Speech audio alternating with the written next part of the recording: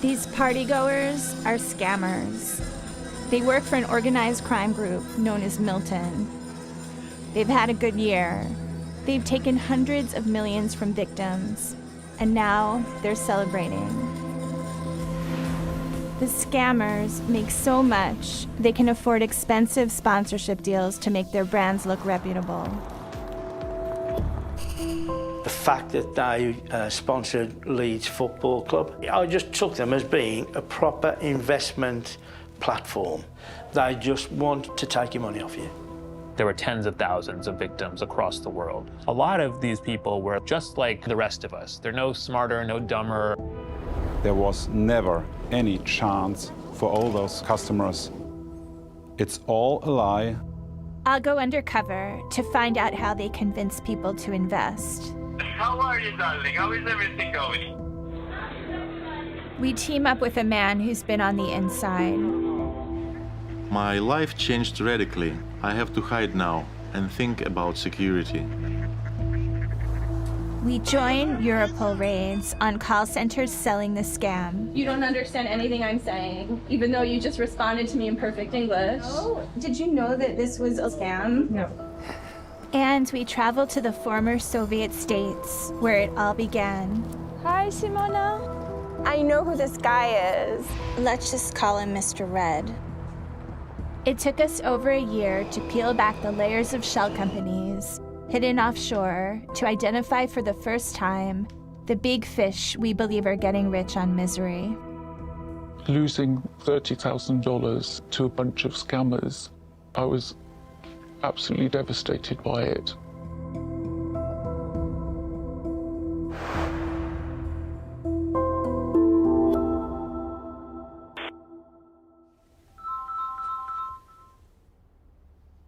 Hello?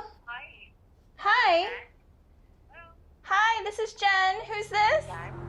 My name is Simona Weinglass, and I'm an investigative reporter. And I think I'm about to be scammed. 80% of my clients here started the same as like you. They don't have any experience also in trading. I'm pretending to be a school teacher called Jen, and I've signed up to a number of trading platforms to see how this scam works.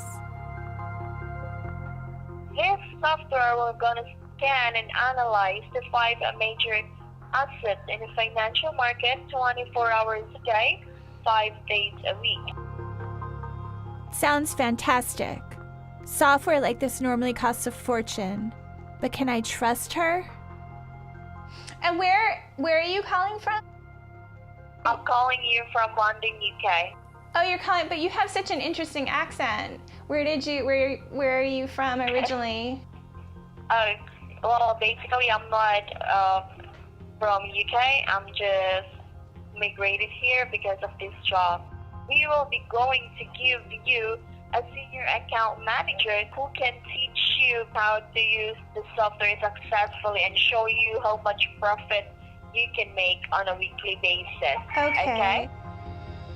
I know all about call center scams. I've been investigating them for years. Now, I'm posing as a teacher who wants to make some extra income to help pay the bills. I'm pretending to be Canadian, as the scammers don't call Americans like me.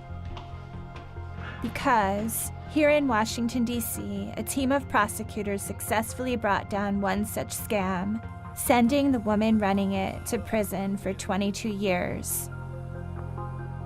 How big was the problem at the time when you started investigating? Like, why did you even take it on? Just in the handful of organizations that we were focusing on initially, there were tens of thousands of victims across the world. I mean, there was one victim who had reported losing $400,000. A lot of these people were just like, any of the rest of us. They're no smarter, no dumber, professionals. Quite a few people who worked for the government had long careers in the government who ended up being defrauded by scams like this.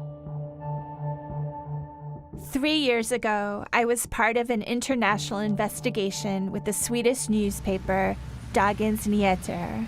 For the first time, we revealed the existence of a criminal group called Milton.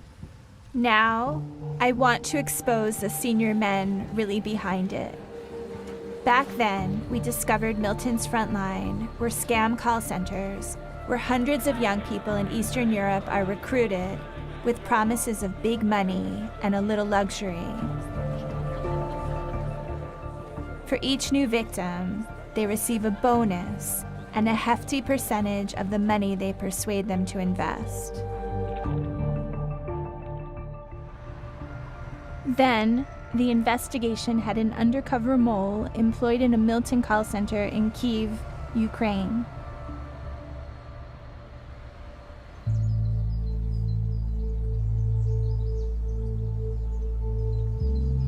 When the investigation came out, he went into witness protection.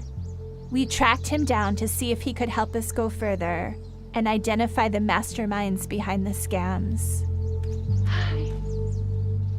We have to protect Alex's identity. We've changed his name and voice. He's paid a heavy price for going up against the criminals in the Milton Group, and now has to live in a secret location away from friends and family. Despite the risks, he's determined the criminals see justice. I hope that with his inside knowledge, we'll be able to piece together the clues to reveal how the criminals work.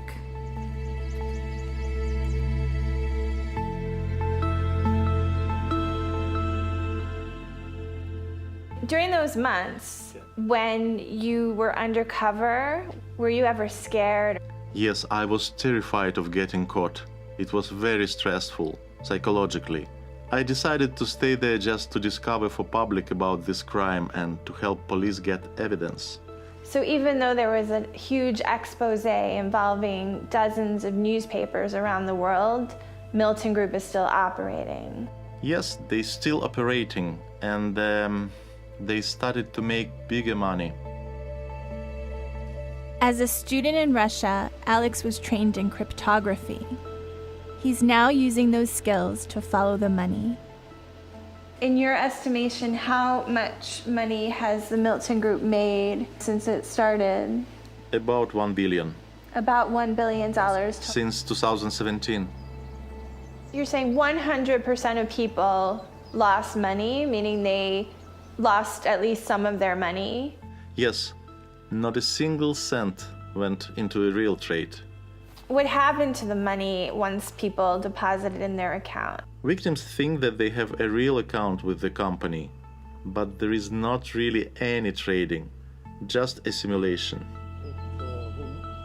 Fraud is larger than it's ever been. Last year, victims reported losing £4 billion in the United Kingdom. Most people never come forward.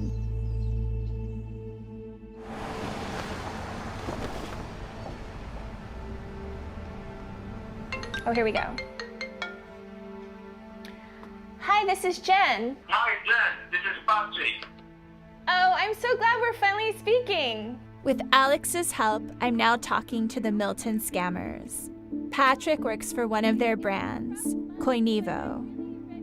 How are you, darling? How is everything going? I wish all the best for him and you too, darling. Thank you. Thank you very much. So how is your day for today? I want to see what sort of promises they make to persuade me to invest. How much money do you think I could make in a month doing this? When it comes to $500, getting something like 70 or 80% or 90% as a return. Not in just 1 month, but that can happen in one single day. You can. These kind of returns are impossible to promise. To show how the scam works, I deposit $500 in Bitcoin and agree on another time to talk to Patrick. The Milton Group has thousands of victims. Many lose much more than the BBC is allowing me to put in. I'm just gonna transfer the money to you. Okay, 1 second.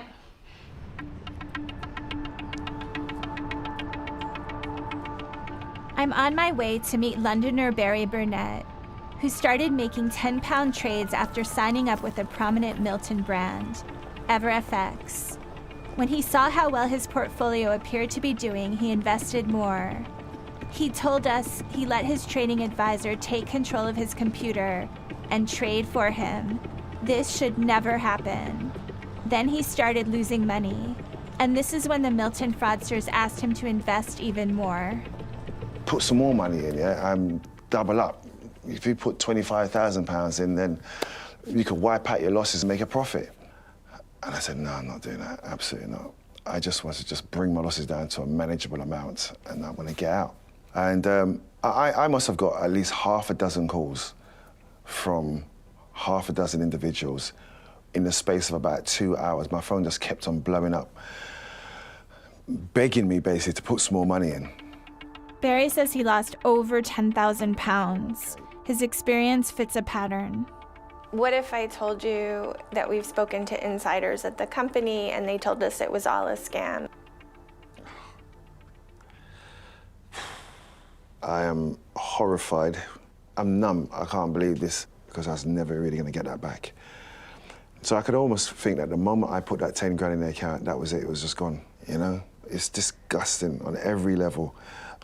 You know, it just makes me sick to think about it, to be honest. Yeah.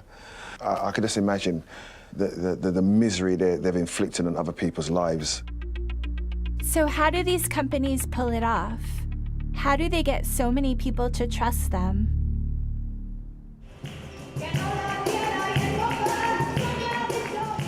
The brand Barry used, EverFX, became established through a high-profile sponsorship deal with one of Europe's biggest football clubs, Sevilla FC.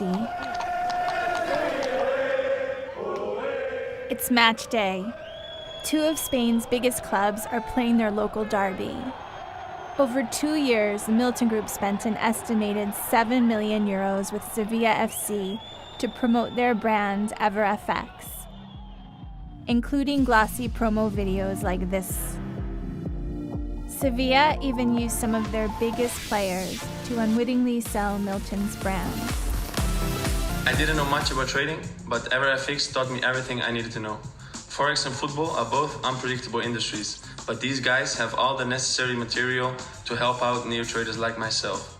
So thank you, EverFX. EverFX, main global sponsor of Sevilla Football Club. Their sponsorship deal finished soon after the UK's Financial Conduct Authority banned EverFX, but not before they had ripped off 17,000 investors in Spain alone. Lots of the club's fans know people who have lost money on these scams. Tenemos que exigirnos un mínimo de conocimiento y de decencia, porque el hecho de que una marca se asocie a nuestro club también nos daña. Hey, Mark. I'm good. I'm in Seville. On a side street, I went to talk to someone who also investigates these scams. Mark Solomons works for an Australian investigations firm that tries to get money back for victims. The thing with Milton Group is that they tend to they'll hit people up for a certain amount and then they move on, and they kind of like to work in bulk. I mean, the EverFX logo, it's hard to imagine that most of the fans haven't been exposed to it. It must be because it's giving them access to a particular demographic that's maybe prone to gambling. The brand awareness that these deals generate is essential in making these scams appear reputable. We found that 40% of the English Premiership signed sponsorship deals with suspected scam brands outside the Milton Group. This includes Chelsea, Everton, Fulham, Leeds, Liverpool, Manchester City, Southampton, and Tottenham. They were all either investigated by regulators, fined by regulators, investigated by police, or banned by the Financial Conduct Authority, including FXVC, who sponsored Leeds United until 2021, when they were banned by the Financial Conduct Authority. While Leeds made promos like this, FXVC scammed hundreds of thousands of pounds while using its sponsorship to look legitimate.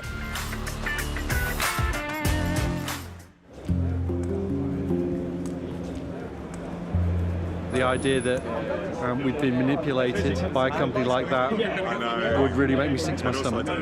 Quite upset because it was quite heavily advertised as well, and it was also you could do it off the website as well. So not very happy, to be honest. Yeah. After seeing that FXVC sponsored Leeds United, Phil and Joyce invested £1,000 with them. The call centre soon got to work. His words to me were, "I will take care of you as though you were my own mother." One of the main things he was saying, "Phil, you do realise you're going to be a millionaire." Despite the extraordinary promises, the couple say they believed FXVC was a reputable trading platform. Why would they allow that sort of company to support Leeds United, a Premiership football club? Why? It just doesn't make sense to me. So I took it at face value that they were a good, reputable company. Phil invested more, betting £100,000 that the price of Bitcoin would go up, and his account showed an £85,000 profit in a weekend. So they put in more and more. He said all along that you can have your money out. There's no problem to have your money out whenever you want. But when they started losing money, their account manager told them their balance had fallen below a threshold. So to get their remaining money out, they would have to put more in.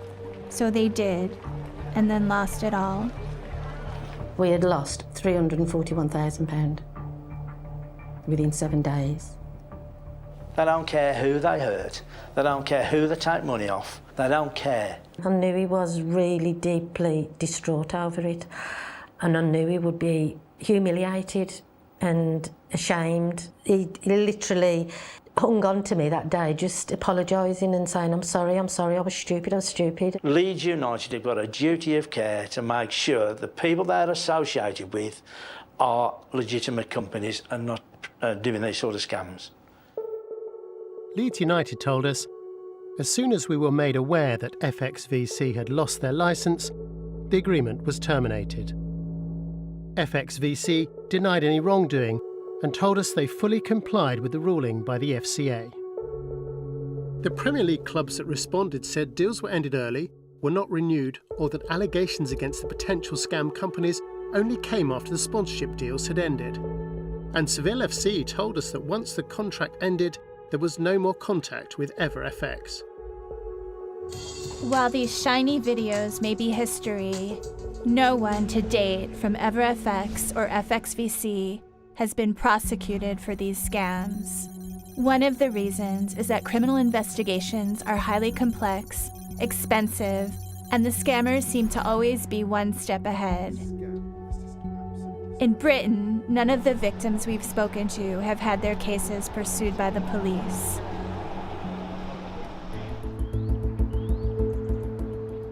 Oliver Bullough was a reporter in the former Soviet Union, but now writes about money laundering and the offshore world. Am I surprised to hear that the British police have done nothing about these reports? No, that is wearily familiar. If you're famous, they'll take an interest, but if it's just, Mr. and Mrs. Smith have lost their retirement savings, 40 grand, 50 grand, 60 grand, send in a report and nothing will happen. Oliver believes that the scammers hide behind a complex series of offshore companies to protect their true identity. If you are coming at it as an investigative journalist, or more likely as a law enforcement agent, you have to go to every one of those jurisdictions, write them a letter, a formal process, and then receive information about the ownership of that company. That may take you 6 months, it may take you a year, it may not be possible at all. So the point of the complexity is to make things incomprehensible and essentially to try and force other people just to give up. I'm not about to give up, but I do need some help. In a sleepy town in Germany, I've heard the fight back against Milton is underway. It's an unlikely hub for the high-tech fight against the scammers.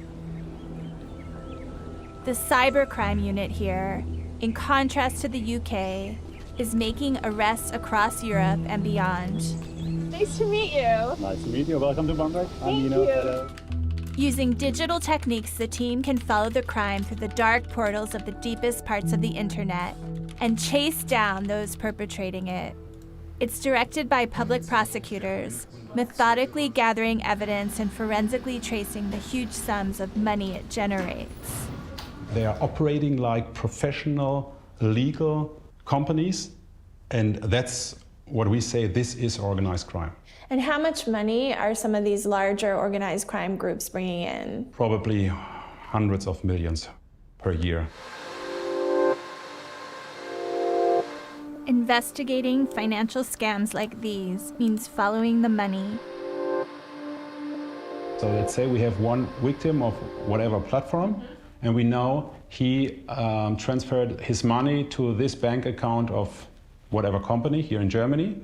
And then we have all the transactions of the company, of the bank account, and we see there are so many other victims from Germany and Austria and Great Britain and France who all send their money on this bank account, but those cases are still unreported. And our biggest problem is that we only see the reported cases. Their investigation is making headway. Last year, they seized these assets from another criminal group who also operated investment scams. But the methodical gathering of evidence takes years. In the very beginning, we weren't sure at all whether we will identify any suspects and that there will be any arrest ever. But after 3 years, we see there are dozens of arrests, and we were able to identify really huge networks of scammers. I wanted to know if the prosecutors were aware of who was behind the Milton Group, so I had to ask. Who are the big bosses of the Milton Group? No comment. No comment. Good evening. Hi. It's Anton from Carnegie. I'm speaking with Madam or Mrs. Jennifer Preston. Yes, you are. You're speaking with Jen. Okay. Hi, Jen. I am Anton Medici. I'm calling you from England. I've been passed up the chain to a retention manager. It's the same job that Alex had while working in the call center in Ukraine. Then he sold a few different brands, but he has since discovered many more that follow the same pattern. He unearthed scores of different brands, but they all had identical sign-up pages, exactly the same wording in their terms and conditions, and exactly the same login pages. Alex has then discovered that they all share the same unique code in their design and the same online deposit page where clients can choose to invest with dollars, pounds, or cryptocurrencies. EverFX has the same sign-in page and the same code and the same script and the same structure as all these other websites. Yeah. So you're 100% sure it's a Milton Group website? Yes, I'm 100% sure. Okay, let's look at how many brands are there total. 152. Wow. It's a huge brand network, but are there any other connections? We decided to follow the money. Like me, a lot of people now hand over Bitcoin, and Bitcoin is on a public ledger, which means you can follow where it goes. So it should be simple, but it's not. Because there are thousands and thousands of crypto wallets that channel the money. When I started this journey, I put my money into the brand Coinevo. Victims have been doing this for years, putting money into other brands, including EverFX, the brand that scammed Barry. The money then moves through a complex system of wallets, but ultimately ends up in just a few dozen, we suspect, owned by the people behind the scam. We don't know for sure who owns these wallets, but mapping this network is useful because it shows these brands are linked. We saw my Coinevo money joining a money route from EverFX here, before continuing through to the rest of the network. So this is a trade that I opened, and I'm not doing so well. I'm kind of in the red. I've been trying to contact Coinevo, but have heard nothing back. Perhaps they know who I really am, or are only interested in people who've invested more. Antoine still doesn't get back to me, so I decide to cut my losses and withdraw my money. Then I get this email. Hi, Jenny. The passport you've sent us is a fake. I assume you know this. So go yourself, pretty please, with sugar on top. Despite chasing, I never got back the money that was still in the account.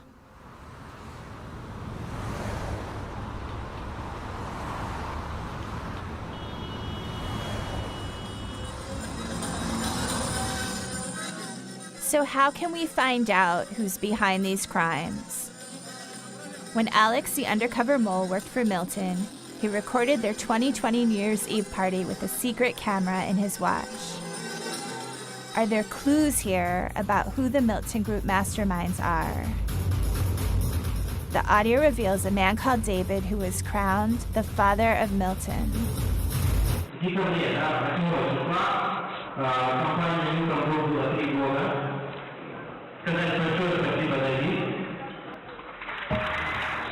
When I worked on the first investigation, we identified this David as Georgian national David Todua.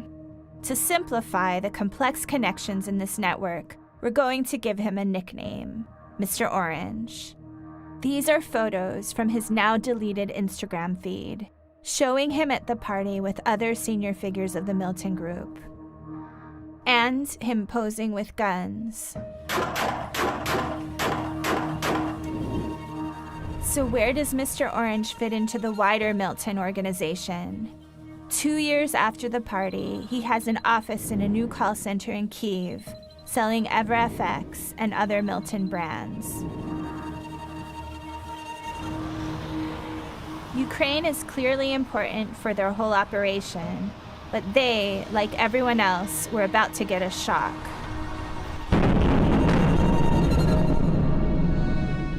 Ukraine was invaded, and Alex, keeping an eye on scammers from his hiding place, was seeing evidence online that call center staff were fleeing the war.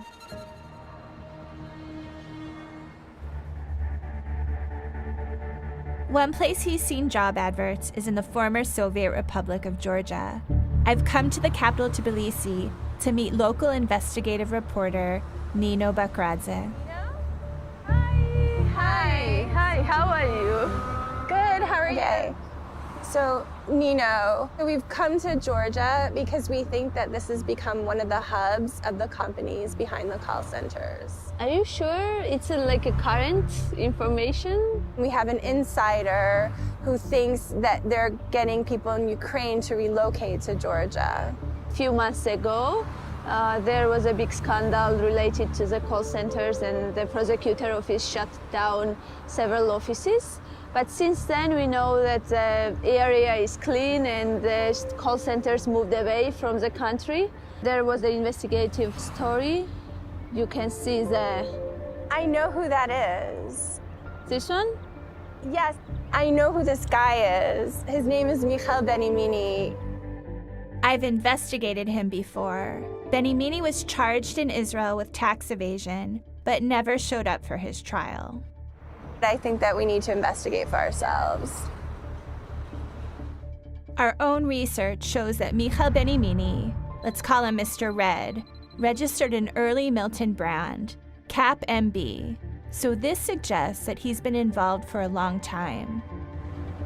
I'm curious, but it doesn't take Nino long to come back with more. Nice to see you again. She's found evidence of a call center, and it's active. You were right. It's called MG Capital.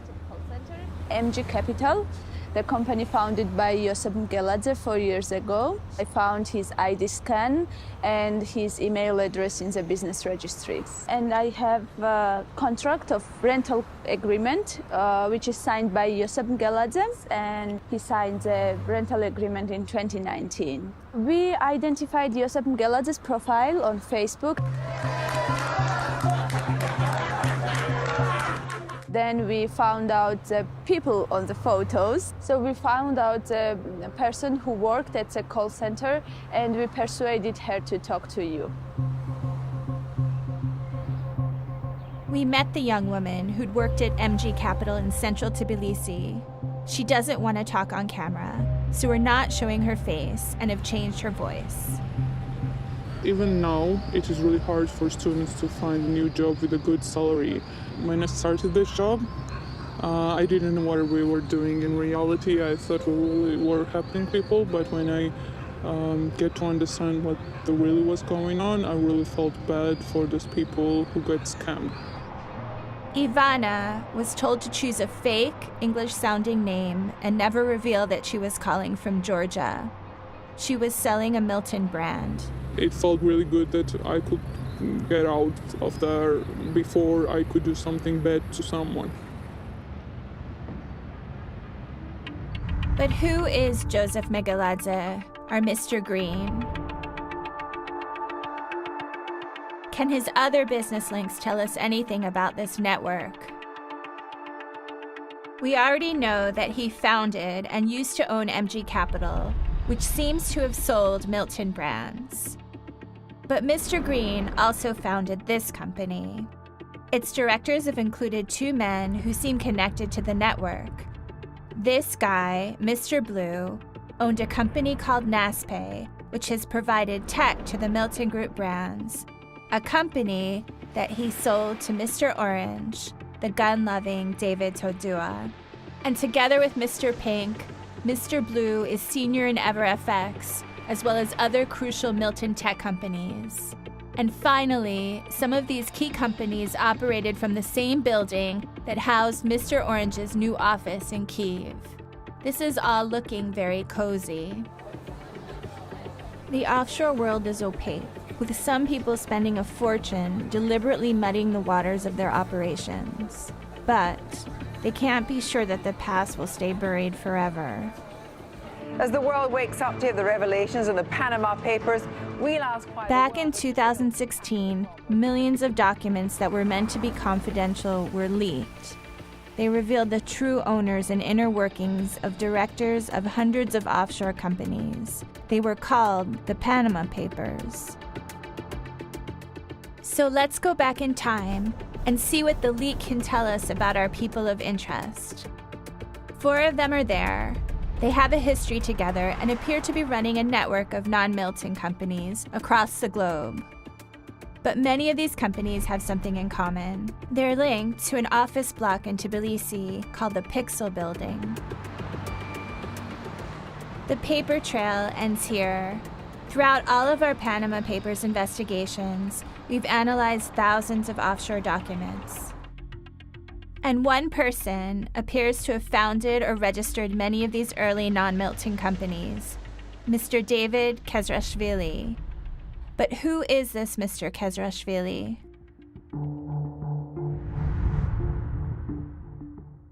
He's a former Georgian politician.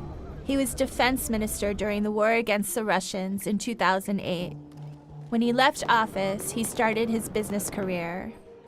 Based in London, he can't return to Georgia as he was found guilty of corruption in what he claims is a politically motivated case. Accepting this, the British courts refused to extradite him. In Georgia, he's remembered by some as Mr. Offshore, and the leaked non-Milton company data shows he sat at the center of this network of offshore companies. Our men were given senior positions in these companies, which Mr. Kezrashvili registered all over the world. Multiple roads seemed to lead to him.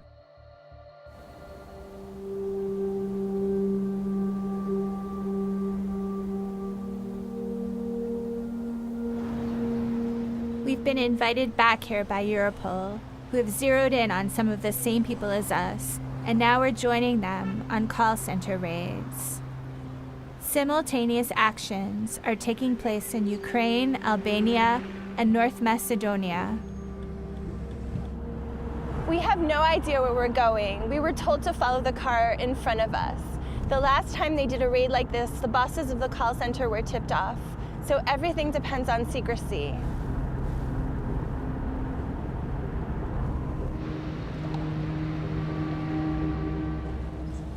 We've driven into this parking garage, and the German and Georgian police are coordinating their actions.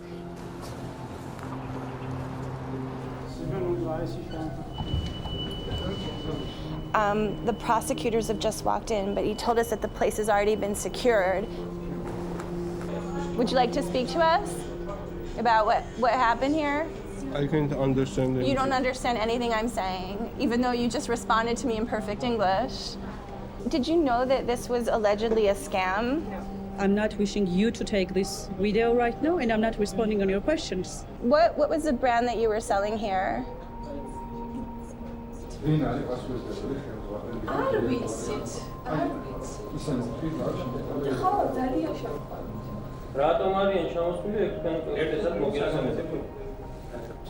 არიცით რატომ არიან ჩამოსული? ანა თქვენ არიცით ჩვენ რატომ ვარ ჩამოსული? მოიცით ხოლმე? არა, ძალიან კარგად. არა, არ ვიცი. კარგი, მაშინ სულ მოგვიანებით მოგახსენე. We are quite happy with the situation right now as far as we can examine all the materials and the people. We see some evidences, clear evidences for a German desk as far as the German market is targeted. And obviously we see quite good hints to such an activity here. Right now, there are 30 raids across Georgia. In the center of Tbilisi, they're hitting a company we already know, MG Capital. These screens are really interesting. Here you have a back office of a brand called EcoSales, and you have the names of people that they were calling to get money from them. And here you have 4 British names here. So you can see that this is just a call center that was allegedly scamming people all over the world. And let's see if we can see how much money they got from various people. Looking through our footage afterwards, I found a note. No liabilities, wants to buy a property, not discussing number, but has savings. Savings less than 10K, very should scam soon. For the German prosecutors, this has been 4 years in the planning, and now they've time to reflect. We know that, of course, for example, the FCA in Great Britain say scams are the biggest threat for private investors.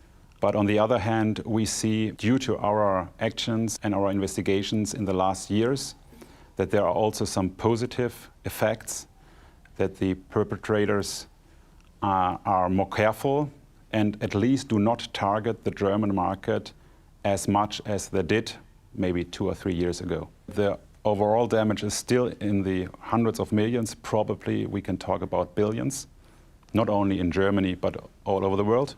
We noticed a lot of British victims on the computer screens in the call center. If you ended your investigation, where would that leave them? We have to be realistic. We can't save the world.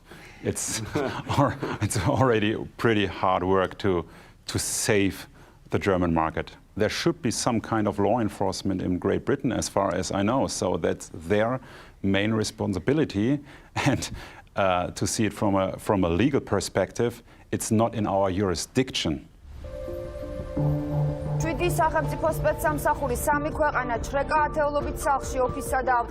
The raids led the news in Georgia.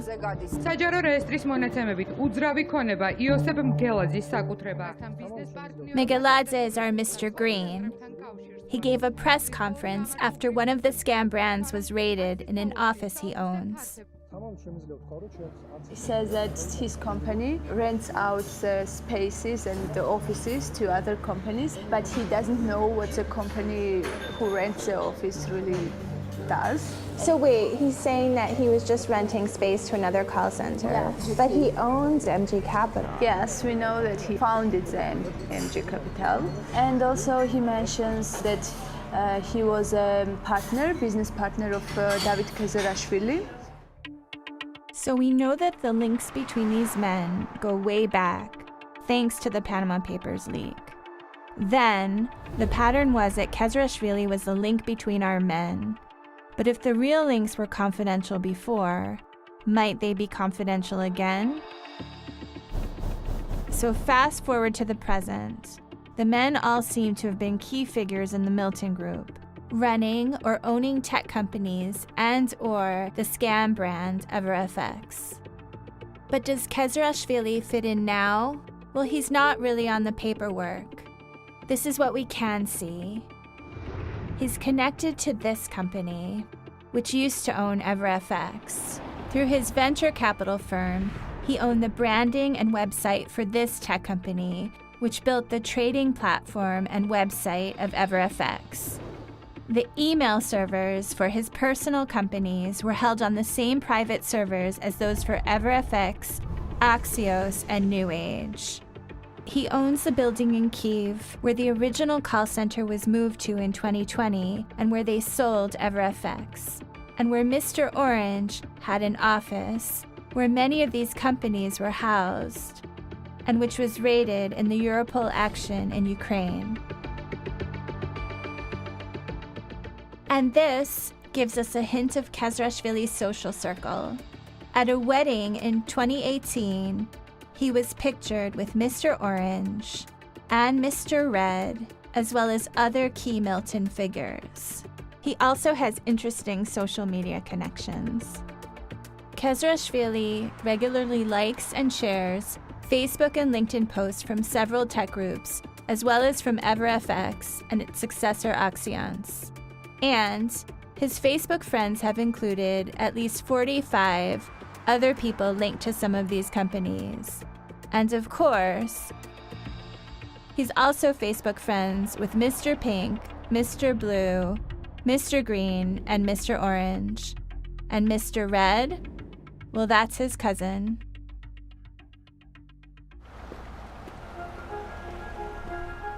We went to Mr. Kezrashvili's £18 million house in London to see if he could answer these questions about his role.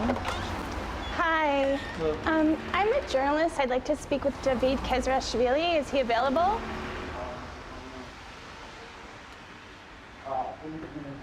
He's not available? Okay. Thank you very much. Okay, bye-bye. He wouldn't talk to us, but his lawyers made clear that Mr. Kezrashvili strongly denies any involvement with Milton or that he gained financially from scams. He says that EverFX was, to his knowledge, a legitimate business, and that connections we have found to the people and IT behind it prove nothing. Mr. Chalidze and Mr. Gogashvili strongly deny our allegations, saying that EverFX is a legitimate, regulated platform. They deny knowledge of Milton or any connection between EverFX and the brands we identified, who they suggest have misused its source code and brand to confuse users. They say EverFX has never had a crypto wallet and has no control over how its third-party payment processors direct funds. Mr. Megalazzi said, "I completely deny these allegations. I am not involved in any way with Milton. I have never owned call centres or any other businesses engaged in mis-selling financial products." Neither Mr. Benimini nor Mr. Todua responded to our questions.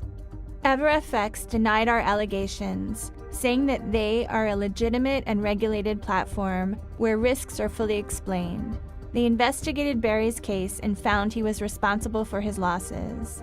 In our anonymous case, they told us her losses were as a result of her moving to an unconnected company, and that they fully cooperated with the FCA. The investigation Alex and I started has culminated in police raids on Milton offices across 5 countries, closing down 15 call centers. But only 5 suspects were arrested in those countries, all just employees. Which is little consolation to the victims of Milton. I feel completely embarrassed at how well I was fooled. I just don't want my friends to know how stupid I've been. I've always worked really hard for everything I've earned in my life. Losing $30,000 to a bunch of scammers, I was absolutely devastated by it. I just don't feel that I could confidently trust anybody again.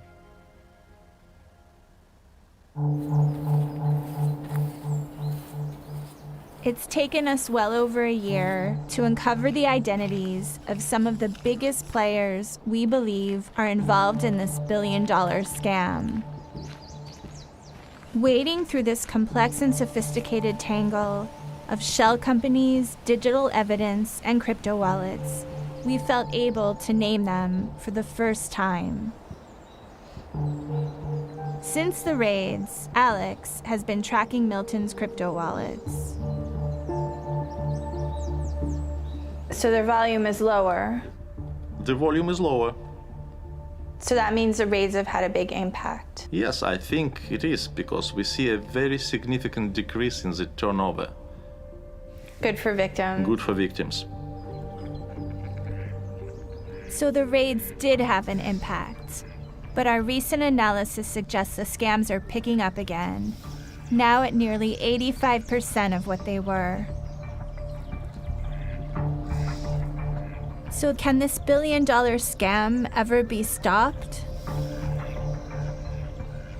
The money that flows from these kind of crimes through the offshore world into the pockets of a small number of people is so attractive and so corrupting that it's incredibly hard for any society and any political system to conjure up the wherewithal to stop it.